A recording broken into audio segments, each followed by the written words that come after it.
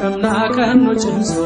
Sangon kan goftati Lafastana samirati irralun kanun kenya Sangon kan goftati Lafastana samirati kenya lolan waka kenya Sangon kan goftati Lafastana samirati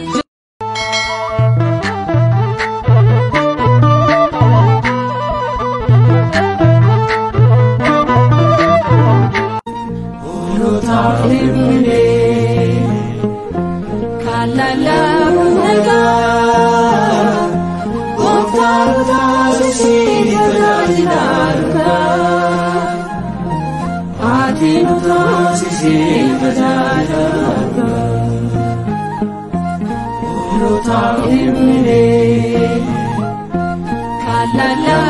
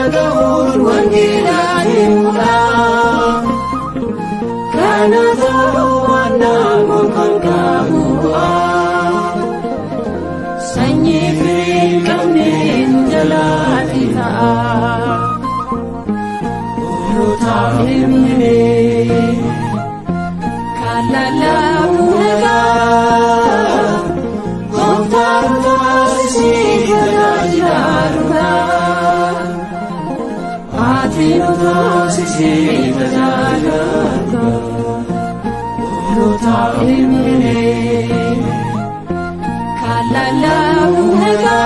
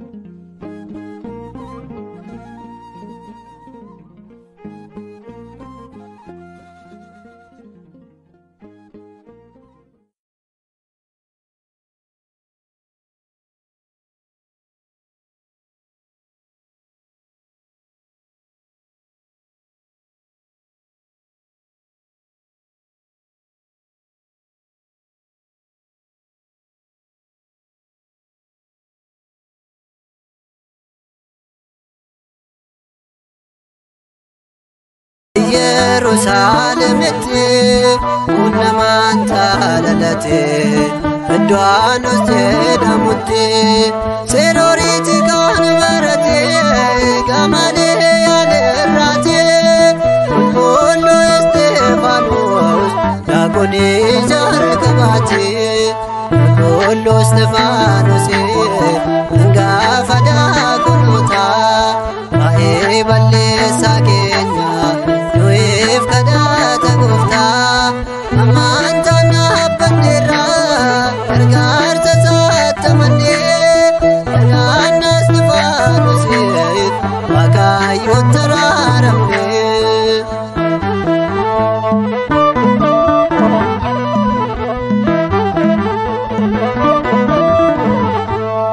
Hojii gaariin hojjetuun Yuudoonni naafanii Dandaacha isaanii duraa ragaa sobaan dhaabanii